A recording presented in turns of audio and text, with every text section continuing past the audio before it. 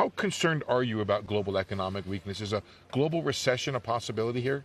So global growth is subdued, and we describe it as fragile.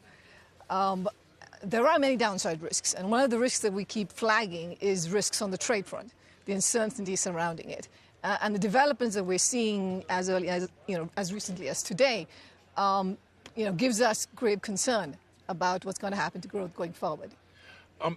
There's just an objective statistic here, which is that world trade has declined, and world trade is something that has declined before other recessions. Is the signal there similar to other downturns? So trade is indeed showing a lot of weakness. We're seeing a lot of weakness in industrial production and manufacturing. But on the other hand, if you look at services is still holding up, though not as brightly as it was at the start of this year. So I think it's a mixed bag of signals. On the one hand, you're seeing a huge demand for safe assets, which is what you typically see before a recession. Equity markets are volatile, but they're still high. So it's mixed around the world. And like I said, there's consumer confidence, services sectors are still doing fairly well, especially in some parts of the world like the U.S. How much of the global economic weakness is related to trade policy? Some part of it is, but not all of it is. So it's not just the tariffs that are in place, but it's the tremendous uncertainty about where this policy is headed, and will there be closure anytime soon. And that's weighing on business confidence, and we're seeing it on investment. But an important part of the slowdown is also what's coming from emerging markets. And emerging markets, we've seen pretty strong weakness there in emerging markets. And this is Brazil, Mexico, Argentina, Turkey. And that's weighing on growth. And that's coming also from idiosyncratic factors in their own countries. What should the world be doing right now to offset this weakness? If there's a lot of central bankers in there that have certain tools. There's even some finance ministry officials. Should they all be talking together? Should there be global cooperation on the issue of addressing the weakness in the global economy? I mean, monetary policy is being accommodative. That's an appropriate stance. It is going to be data-driven, and it's going to depend upon, as Chairman Powell said, for the U.S., it's going to depend on what's happening on the global front, but it's also going to depend on what's happening with inflation in the U.S. There is more to be done on the fiscal front. I think it would be a good idea for governments to plan for the possibility that they will need to use their fiscal tools more aggressively than is being used right now, especially countries that have fiscal space. But that said, I think the number one issue out there is with respect to trade and trade policy. Now, that has to be addressed.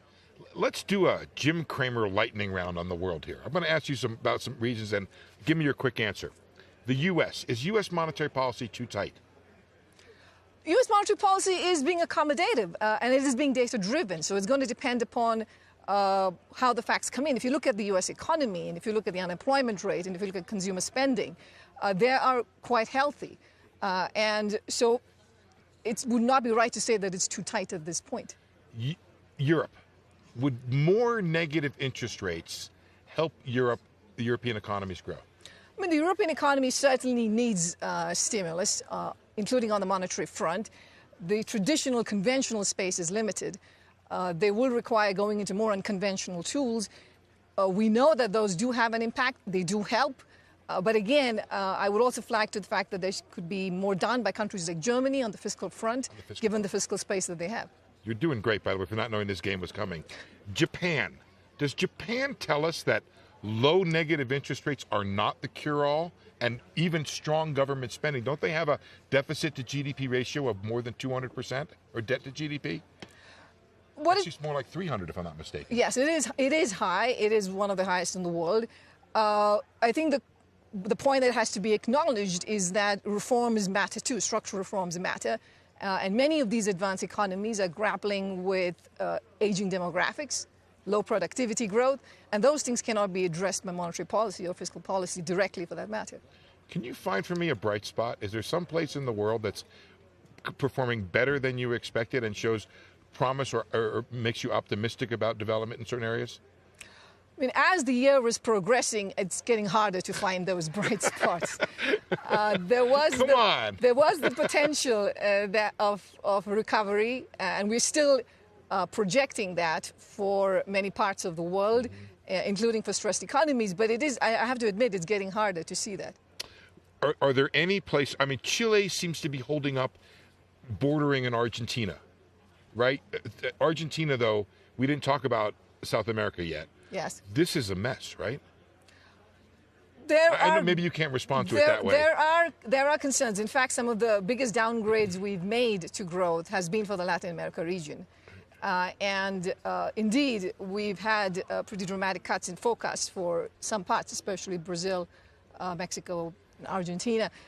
And so it is an important issue. And again, the issues there are not directly about the trade tensions and the trade concerns there. They have some of their own domestic problems.